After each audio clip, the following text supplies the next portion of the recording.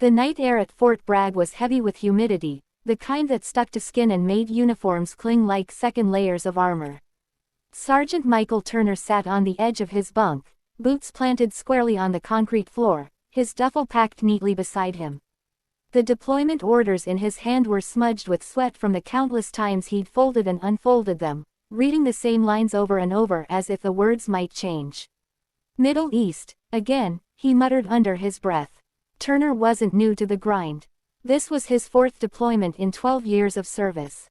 Combat zones had become familiar in a way that was unsettling: the endless sand, the howling windstorms, the smell of cordite in the air after firefights. But this one was different. This time, leaving meant abandoning something more than just his comfort. It meant leaving behind his family's land. The land was 5 acres of stubborn earth, untouched by the rapid expansion of suburban sprawl that had swallowed everything around it. His grandfather had cleared it with his own hands back in the 50s, building a tiny wooden cabin that still leaned proudly on the northern edge. As a child, Michael had spent summers running barefoot across that soil, fishing in the creek that bordered the property, and listening to stories of grit and survival from the old man who had tilled it. His father had died young, and the land became more than just property. It became an anchor, a reminder of where the Turners belonged. Developers had knocked on his door for years, offering money that made neighbors salivate. The Homeowners Association, smug in their pressed polos and clipboards, had tried to bully him, claiming his land was an eyesore in their pristine subdivision. But Michael never budged. "This land is Turner land," he'd told them flatly at a meeting once, standing in the community hall while every board member scowled at him. "It was here before your houses, and it'll be here after." The memory made his jaw tighten. Now, as deployment loomed, Michael had walked his land one last time. He'd stood under the massive oak tree his grandfather planted, pressing his palm against its scarred bark, and whispered, "I'll be back. Don't let them take you from me." Overseas. Deployment was a blur of chaos and routine. Dust storms that scoured skin raw. Convoys stretched across endless desert highways. Nights broken by the whine of distant mortars. Michael kept his focus sharp, because focus meant survival. But every so often, when he lay awake in the suffocating heat of his tent, his thoughts wandered back to North Carolina. To the land, to that oak tree, to the fear that while he was away, someone might try again to steal it. Letters from home were scarce, but one came from an old neighbor, Mrs. Callahan. She wrote in a shaky hand, "Michael, there's been more talk at the HOA meetings about your land. They don't like that you're gone. They say it's abandoned. Be careful when you come back. Something doesn't feel right." The words gnawed at him. He tucked the letter into the chest pocket of his uniform, close to his heart, and swore to himself that no matter what happened overseas, he'd fight for his land the second he set foot back home. Return. 18 months later, Michael's boots crunched on the cracked asphalt of the subdivision. He looked older, wear etched into the corners of his eyes. His uniform was crisp, his duffel slung over one broad shoulder. He expected to see the familiar fence around his lot, the little cabin, the open space that made his land stand out from the rows of cookie-cutter homes. Instead, his stomach turned to stone. Where his land had been, there was now concrete. A foundation poured deep into the soil, rebar jutting out like skeletal remains. Trucks were parked along the edge. A portable toilet squatted where the oak tree once stood. The cabin was gone, not a single board left behind. Michael froze. The sound of his duffel hitting the pavement was dull, final. His chest heaved as rage built like a storm. He clenched his fists, nails biting into palms. "Excuse me, sir." A construction worker in a neon vest approached, holding a clipboard. "Can I help you?" Michael's voice was gravel. "This is my land. What the hell happened here?" The worker shrugged nervously. This belongs to Ridgeview Development now. HOA sold it last year. We're putting up 3 luxury homes. You must be mistaken, buddy." Michael's jaw flexed. "I'm not mistaken. This land's been in my family for 70 years. The worker backed away, sensing danger. "You'll have to talk to the HOA. They handle all the property stuff around here." The confrontation. That evening, Michael walked into the HOA meeting. Heads turned. Conversations died mid-sentence. The board members, seated at a long table under fluorescent lights, looked up as if a ghost had entered. Charles Whitman, the HOA president, adjusted his polo collar and forced a smile. Sergeant Turner, back from your travels, I see. Welcome home. Michael's voice was steady, but beneath it was a fire that threatened to explode. You sold my land. Whitman leaned back in his chair, lacing his fingers together. Correction. The association declared your land abandoned. You weren't here to maintain it, and it was dragging down property values. The board voted. We acted in the neighborhood's best interest. Best interest. Michael's voice rose. That land was mine. Legally mine. You had no right. A thin woman at the end of the table sniffed. Property must be maintained. The bylaws are clear. You left. You forfeited. Michael leaned on the table, his shadow falling across them. I was deployed, serving this country, and you decided that was an opportunity to steal from me. Whitman smirked, the kind of smirk that made Michael's fists ache to swing. You weren't here. That's the reality. It's time to move on. The land's already been sold. It's out of your hands. For a long moment, Michael said nothing. He simply stared at them, his silence heavier than any threat. Then he straightened, gave a curt nod, and walked out without another word. Whitman chuckled under his breath. That's the end of that. But it wasn't. Because Michael Turner had spent years learning patience in deserts where one mistake meant death. He'd learned how to wait, how to plan, how to strike when the time was right.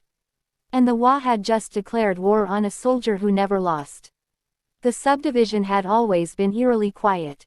Every lawn was trimmed like a golf course, every car parked at the perfect angle in the driveway, every porch light glowing the same warm yellow.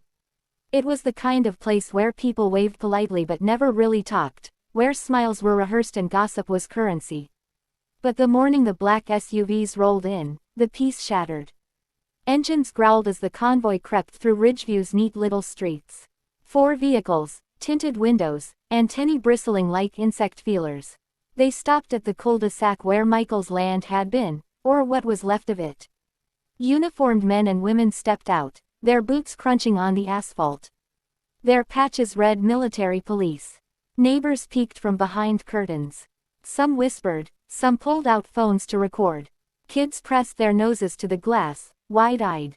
Nobody in Ridgeview had ever seen the army here before, not like this. Michael stood at the edge of the lot, arms crossed, watching silently as the MPs unloaded survey equipment.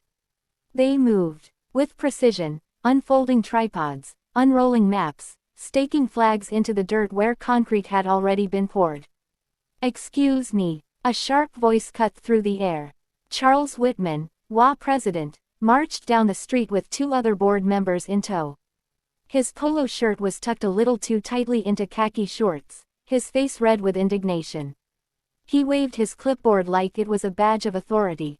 What is going on here? He barked. This is private property. You can't just show up with military vehicles and start. One of the MPs, a tall officer with mirrored sunglasses, didn't even look up as he set a stake into the ground. His voice was calm, almost bored. Sir, step back. We're conducting an official survey. Whitman puffed his chest. Survey? By whose authority? Now the officer looked up, sliding a folder from under his arm and holding it out. The seal of the Department of Defense gleamed on the cover. By federal authority, he said flatly. This land was unlawfully seized while the rightful owner, Sergeant Turner, was deployed on active duty. The Servicemembers Civil Relief Act prohibits such actions. We are here to investigate and enforce repossession. The words hung in the air like a thunderclap. Neighbors gasped. Phones clicked as people snapped photos. A woman whispered loudly, repossession. Does that mean the houses? Whitman's smirk faltered, but he rallied quickly. That's nonsense. The HOA declared the land abandoned. We followed our bylaws to the letter. Everything was voted on fairly. This is settled business. The officer didn't blink. Your bylaws don't override federal law. A murmur ran through the small crowd that had gathered. Some neighbors shifted uncomfortably, suddenly less certain. Others crossed their arms, glaring at Michael like he was the problem. Whitman jabbed a finger toward Michael. He wasn't here. He left. If he cared about this community, he wouldn't have disappeared for a year and a half. We can't just let property rot because someone decides to run off to the desert. Michael's jaw tightened, but he stayed silent. The officer, however, stepped forward, his tone now sharp as a blade. Sergeant Turner was serving his country overseas. Federal law protects his property rights while deployed. What your HOA did was not only unethical, it was illegal. And now it will be corrected. Whitman's face flushed crimson. He turned to the crowd, trying to rally support. Are we really going to let one man and some government goons ruin our neighborhood? Think about your home values. Think about your investments. A few neighbors nodded nervously. Others avoided eye contact. One older man muttered, if they built on land that wasn't theirs, but trailed off under Whitman's glare. The officer ignored the theatrics. We'll be back with orders. In the meantime, this area is under federal review. Construction must cease immediately. He handed Whitman a paper, an official notice stamped with government insignia. Whitman crumpled it in his fist, but his hand shook. That evening, by sunset, Ridgeview was buzzing like a hornet's nest. Groups huddled in driveways, whispers darted from porch to porch. Rumors flew faster than facts. I heard half the subdivision is on Turner's land. No, it's just that one lot. My cousin's a lawyer. The army can't just take houses. They can if the land deed says so. Inside kitchens, couples argued in hushed tones. Some cursed Michael's name, calling him selfish. Others cursed the HOA, demanding to know how they could have been so reckless. Children overheard, sensing the fear their parents tried to mask. Meanwhile, Michael sat alone in his truck at the edge of the lot, watching the sun sink behind the rows of identical roofs. He lit a cigarette, something he hadn't done since his first deployment, and let the smoke curl out the window. He thought of his grandfather's hands, rough with calluses, gripping his shoulder the day he first enlisted. Never forget where you came from, boy. This land is in your blood. Michael ground the cigarette out against the steering wheel. He wasn't going to let them steal his blood.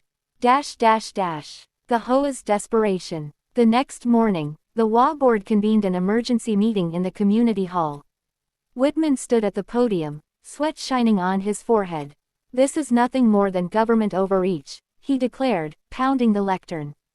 We followed procedure. We voted. If we let this stand, what's to stop the army from barging into any of our homes tomorrow? Murmurs rippled through the room. Some nodded, others frowned. A board member, a thin woman named Evelyn, raised a trembling hand. But Charles, what if the army's right? What if the deed still belongs to Turner? Whitman shot her a glare sharp enough to cut glass. Then we fight it. We've got lawyers. We've got influence. The association won't be pushed around by some absent soldier and his government cronies. A voice from the back interrupted. He wasn't absent. He was deployed. Every head turned. Mrs. Callahan, Michael's elderly neighbor, stood with her cane, eyes blazing.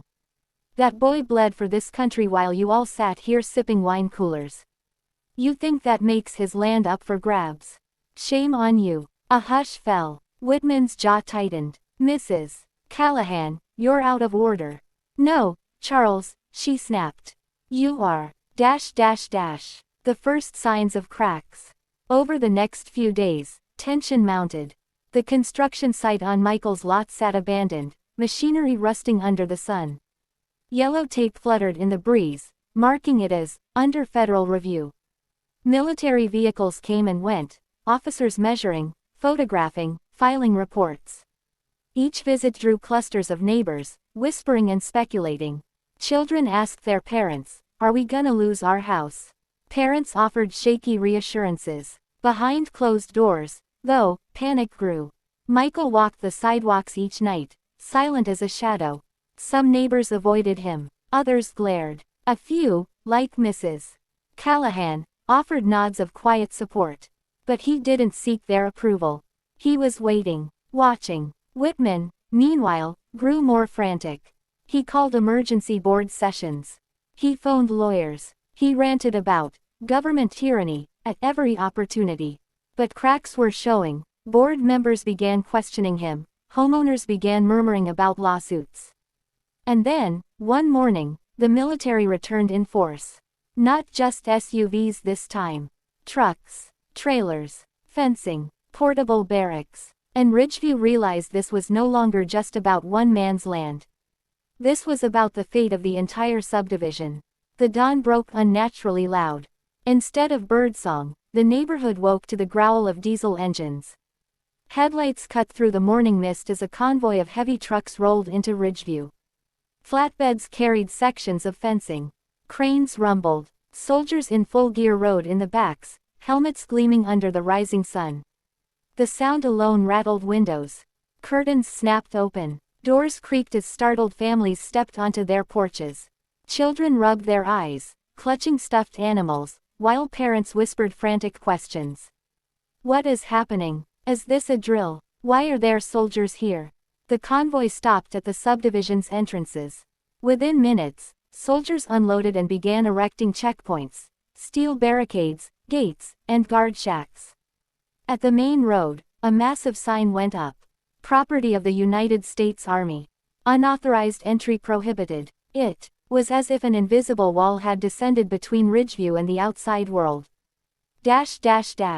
Panic in the streets. Families spilled into the cul-de-sacs, voices rising. They can't do this. One man shouted, still in his bathrobe. This is America, not some war zone. A woman cried. Soldiers ignored the protests, moving with clinical efficiency. Surveyors unrolled blueprints. Crews drove stakes into lawns. Every step was deliberate, controlled, the kind of discipline bred on battlefields. At the center of it all stood Sergeant Michael Turner. He wore no uniform now, only jeans and a plain shirt, but his presence was commanding. He leaned against his truck, arms folded, watching. His face betrayed nothing, though his eyes were hard as steel. Whitman, the HOA president, stormed down the street, veins bulging in his neck. He shoved past neighbors, waving his clipboard like a weapon. This is our neighborhood, he bellowed. You can't just seize private property. I demand to see paperwork, right now. The same officer who had confronted him weeks before stepped forward, unrolling a document stamped with official seals. His voice was steady, authoritative. By federal order, this subdivision has been built, in large part, on land belonging to Sergeant Turner. The HOA's sale of his property while he was deployed was unlawful. Effective immediately, all construction is halted. Residences overlapping his deed are subject to repossession. The words detonated like grenades. Homeowners gasped, clutching each other. One woman screamed, "That's my house. You can't take my house." A man shook his head violently, muttering, "No, no, no, this can't be right."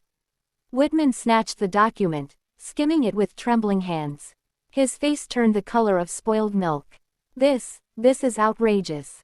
You can't evict people. These homes are ours. We have mortgages, deeds. The officer's tone didn't waver. Your deeds are invalid if they were built on land the HOA had no authority to sell. You may pursue legal remedy, but for now, federal repossession stands. The eviction notices. By midday, soldiers went door to door, handing out thick packets of paperwork. Families gathered on porches, pale and bewildered, as eviction notices were delivered with mechanical precision. Effective immediately, this residence is under federal review. Occupants must vacate pending court resolution. Failure to comply will result in forced removal. The words blurred together in a nightmare chorus. Children cried. Parents argued. Voices cracked under the weight of disbelief. At one house, a man in a business suit tore the papers in half, screaming at the soldier, "You can't do this to me. I paid $500,000 for this place." The soldier simply handed him another copy and walked away. At another, a woman fell to her knees, clutching her baby, sobbing, "Where are we supposed to go?" Michael watched from a distance, his expression unreadable. Some neighbors shot him hateful glares, as if this were his fault. Others looked at him with desperate, pleading eyes. He offered no words, no comfort. His silence was louder than any speech. Cracks in the wall. That evening, the HOA board tried to rally in the community hall. The once confident leaders now looked like cornered animals. Whitman slammed his fist on the table. This is an attack on us. They can't just bulldoze through our lives. We need to file injunctions, lawsuits, complaints.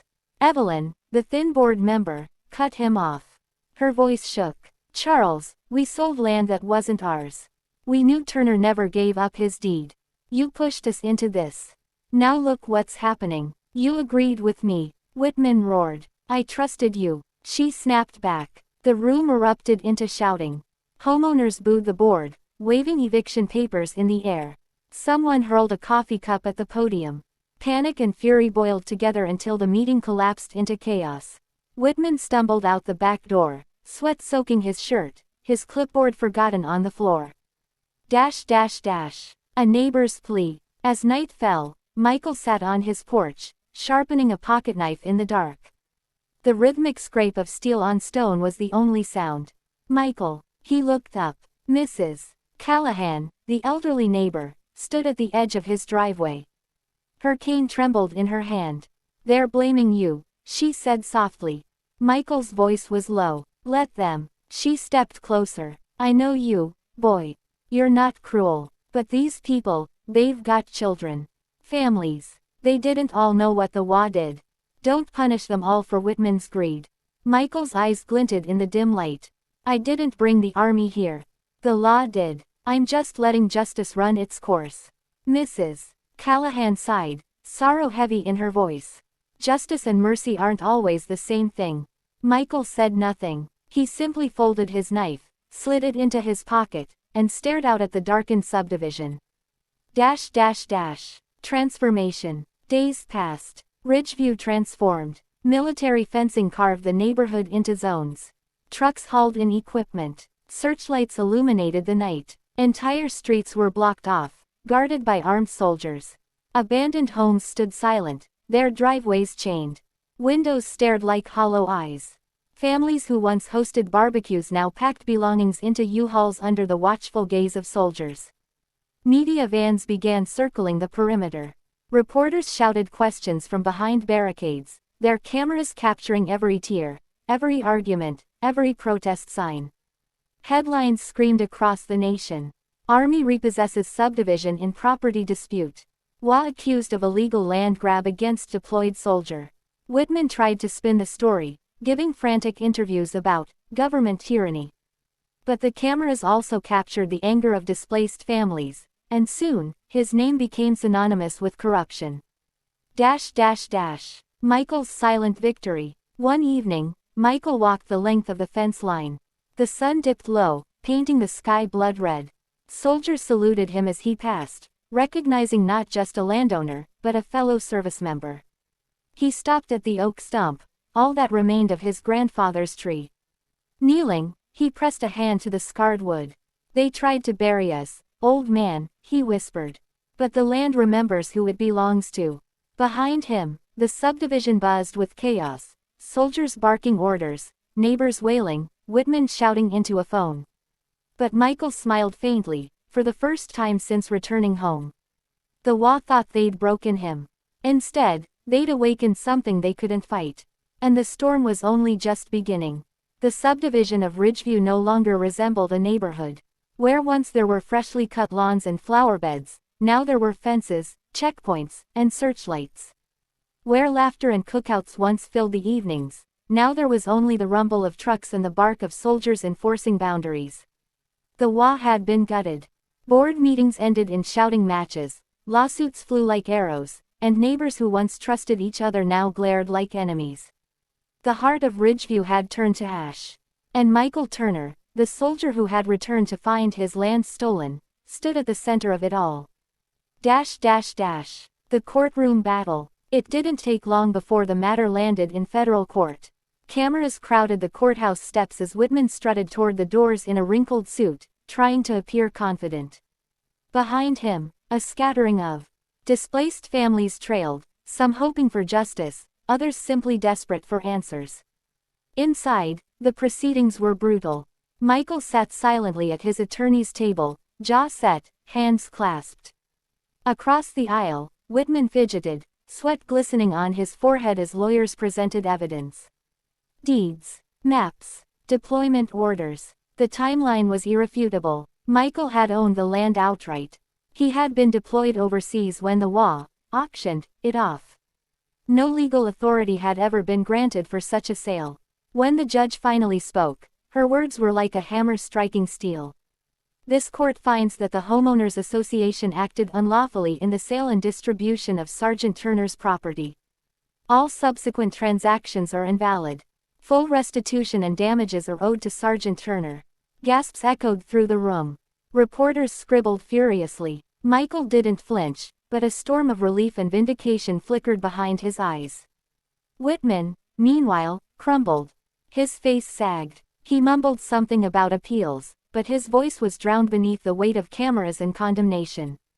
The HOA's collapse. Within weeks, Ridgeview's HOA dissolved under lawsuits. Families who had bought homes were left adrift, betrayed by the very board they'd trusted. Mortgage companies filed claims. Developers pulled out. Property values plummeted. Neighbors once proud of their manicured lawns now stood in their driveways with boxes, moving trucks lined up like funeral processions. Arguments spilled into the streets. Some cursed Whitman's name, others blamed Michael, blind to the truth. The subdivision rotted from the inside out. Whitman himself faced criminal charges: fraud, conspiracy, misappropriation of funds. His empire of arrogance collapsed into handcuffs and courtroom cameras. The last anyone saw of him, he was being led into a patrol car, shouting hoarse protests no one believed anymore. Demolition. Michael was given a choice. He could allow the subdivision to stand, letting families keep what was left of their homes under new contracts. Or he could reclaim his land in full, which meant demolishing every structure that violated his deed. For days, he walked the streets of Ridgeview, weighing the decision. He saw children playing in yards, their parents clinging to hope. He saw others already packing, faces hollow with anger. And then he returned to the oak stump. Kneeling there, he placed a hand on the scarred wood. Memories of his grandfather's voice echoed in his mind. Land isn't just dirt, boy. It's blood. It's legacy. You don't give it away, and you sure as hell don't let someone steal it. Michael rose, resolve hardening. He knew what he had to do. The following week, demolition crews rolled in. The first house came down with the crack of timber and the roar of machinery. Dust billowed into the sky. Windows shattered. Neighbors screamed, some in rage, others in grief. Reporters swarmed, cameras capturing every splinter, every crash. One by one, houses fell. Perfectly painted walls, granite countertops, polished garages, all reduced to rubble. What had been a vision of suburban perfection was erased in days, swallowed by bulldozers and excavators. Michael stood at the edge of it all, arms folded, face grim. This was no victory parade. It was justice, stripped bare and merciless. The final confrontation. On the last day of demolition, as the final houses crumbled, Mrs. Callahan approached him again. The old woman leaned heavily on her cane, eyes brimming with tears. "You really tore it all down," she whispered. Michael nodded. "It was never theirs to build." She shook her head sadly. "Maybe not, but people lived here. Families, children. They'll remember you as the man who destroyed their homes." Michael's gaze stayed fixed on the rubble. "They'll remember the HOA as the thieves who built on stolen ground. I just leveled the lies." Mrs. Callahan sighed. "I hope you find peace, Michael. After all you've lost, I hope this gives it back to you." Michael didn't answer, but his eyes, cold and unyielding, softened for the first time in months. Return to silence. When the dust cleared, Ridgeview was gone. What remained was open land, scarred but free.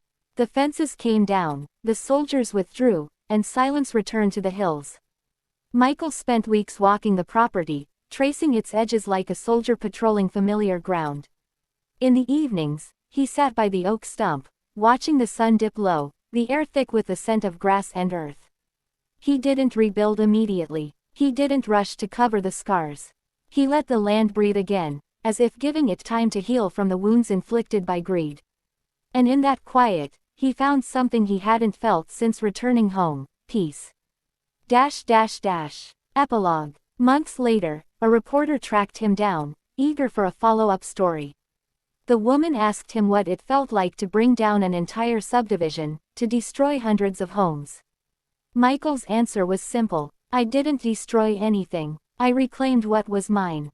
They built lies on my land. I just tore the lies down." The reporter pressed him for more. Did he feel guilty? Vindicated? Triumphant? But Michael only smiled faintly, his eyes drifting to the horizon where the sun touched his fields.